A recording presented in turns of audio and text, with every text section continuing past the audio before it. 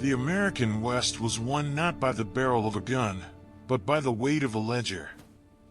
In the mid-19th century, the frontier was a landscape defined by lawless expansion and a desperate hunger for gold, yet the greatest challenge of the era was not the terrain or the bandits, but the absolute absence of institutional trust. By 1852, as the California gold rush reached a fever pitch, the nascent American economy faced a structural void that threatened to derail the dream of manifest destiny, the physical inability to move capital safely across a continent. While the government postal service remained slow and inefficient, Henry Wells and William Fargo identified an opportunity to build a private titan on a singular promise of security in a world of chaos. They did not just transport gold dust and deliver mail. They engineered a reputation for ironclad reliability that would eventually transform a stagecoach company into one of the most powerful banking institutions in human history.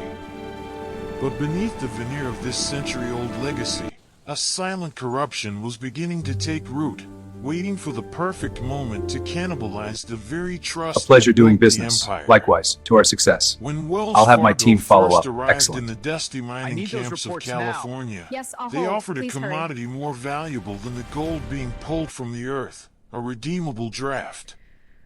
This early form of banking allowed miners to deposit their findings in lawless outposts and withdraw them in the safety of growing coastal cities, effectively creating a private monetary network that bypassed the dangers of the open road.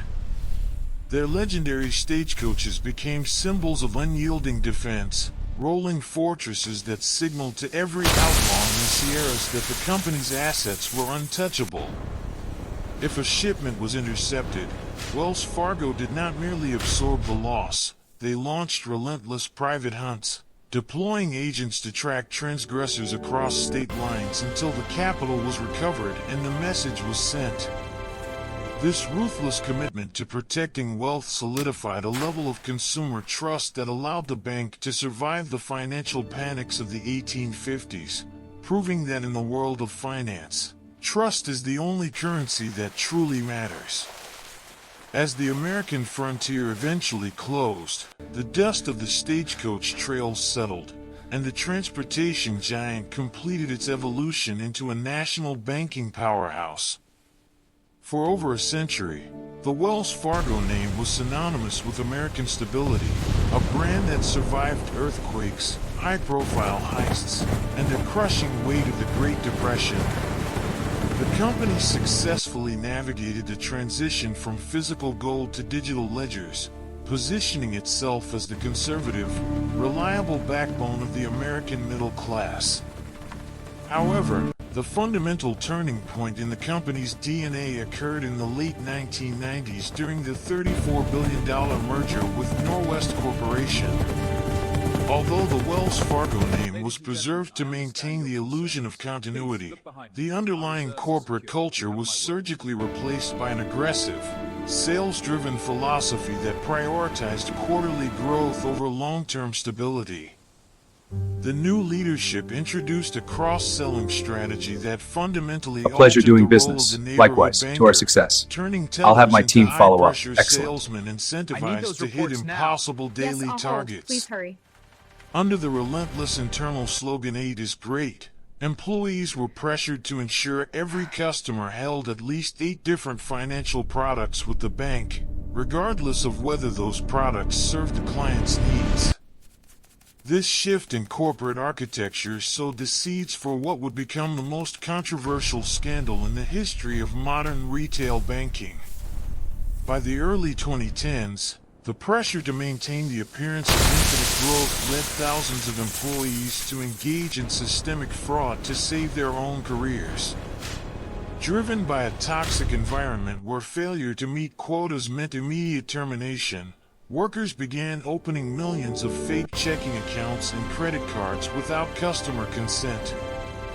They moved small amounts of money between accounts to simulate activity, generating fees and hitting bonuses on the backs of unsuspecting clients. For years, this shadow system operated in plain sight, hidden behind impressive earnings reports that fooled both Wall Street and the public. When the regulatory bombshell finally dropped in 2016, the facade of the 170-year-old institution shattered. The public revelation of millions of unauthorized accounts didn't just lead to massive fines.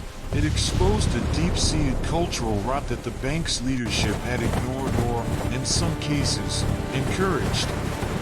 The fallout was unprecedented. The Federal Reserve, recognizing that the bank's internal controls had failed at a systemic level, took the extraordinary step of imposing a growth cap, a financial death penalty that froze Wells Fargo's ability to expand its balance sheet.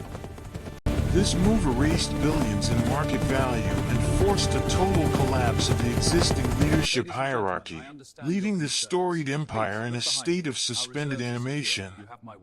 The path to redemption required an outsider who understood that the machine itself was fundamentally broken.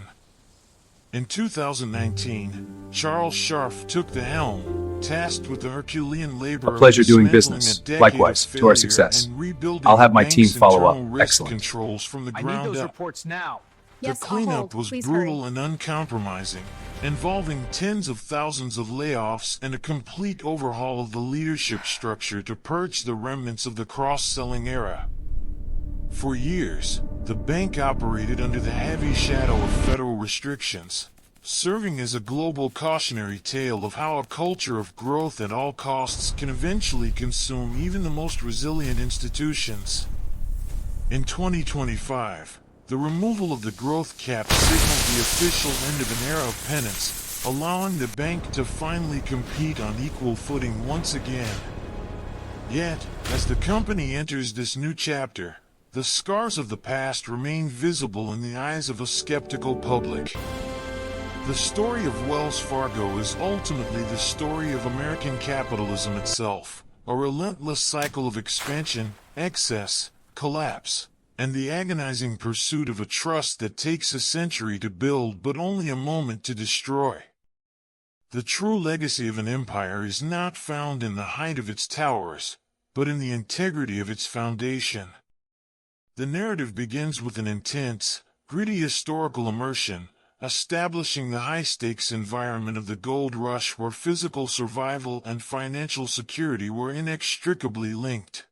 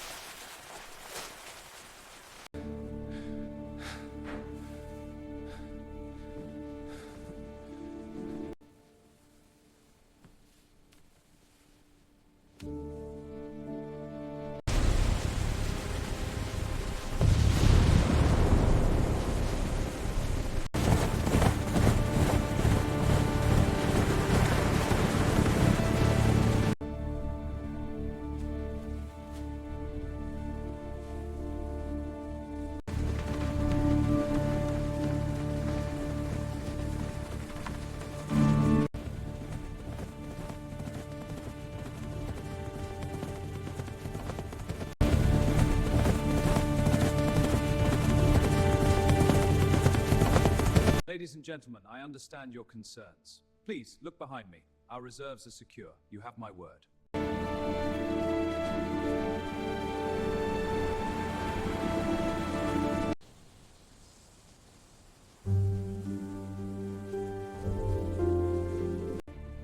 A pleasure doing business. Likewise, to our success. I'll have my team follow up. Excellent. I need those reports now. Yes, I'll hold. Please hurry.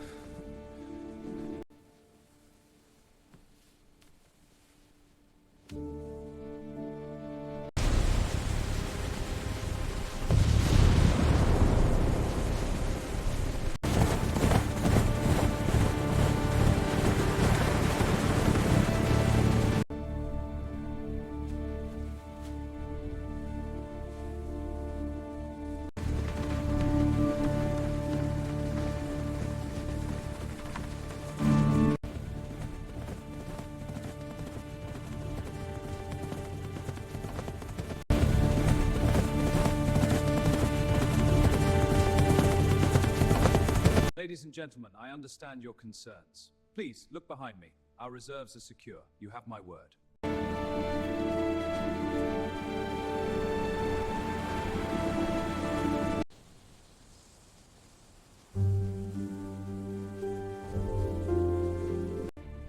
A pleasure doing business. Likewise, to our success.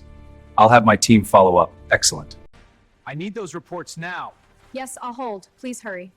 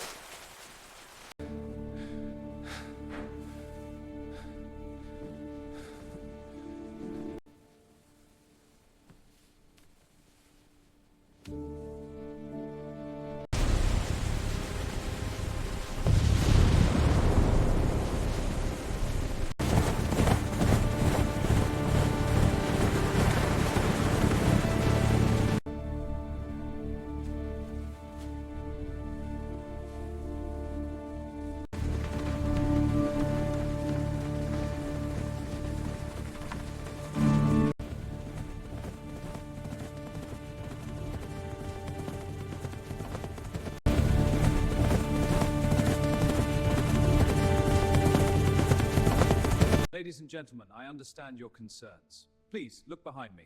Our reserves are secure. You have my word.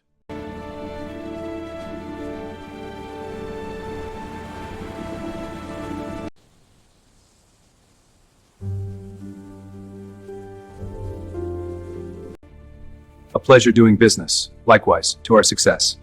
I'll have my team follow up. Excellent. I need those reports now. Yes, I'll hold. Please hurry.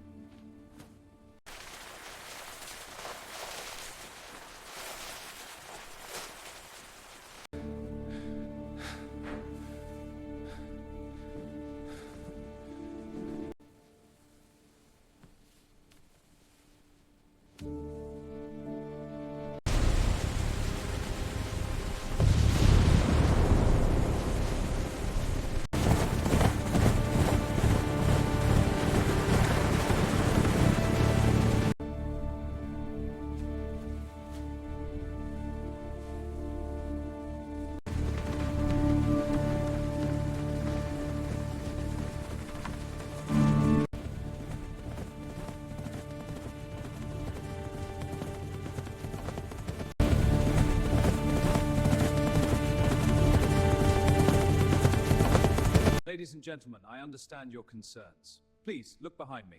Our reserves are secure. You have my word.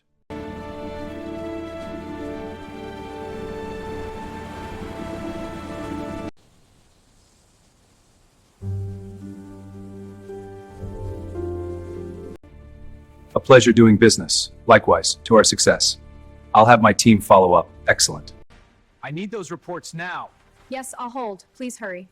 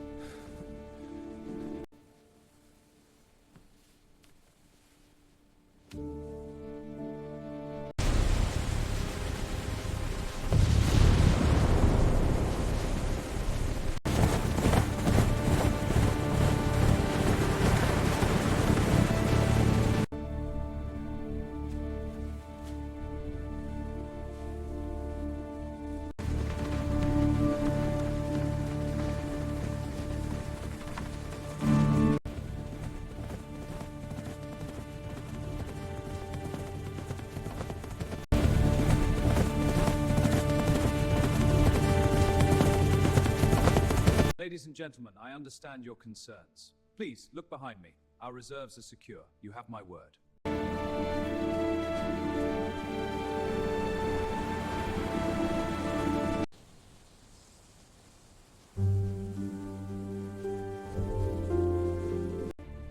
A pleasure doing business. Likewise, to our success.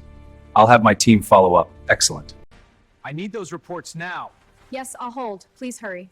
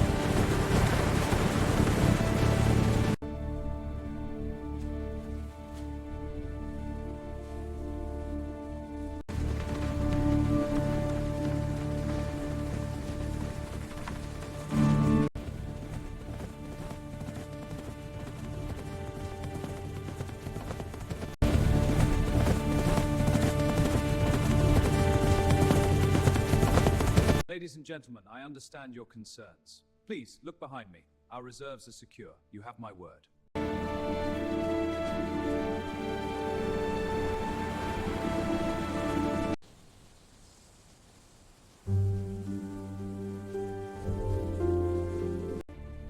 A pleasure doing business. Likewise, to our success.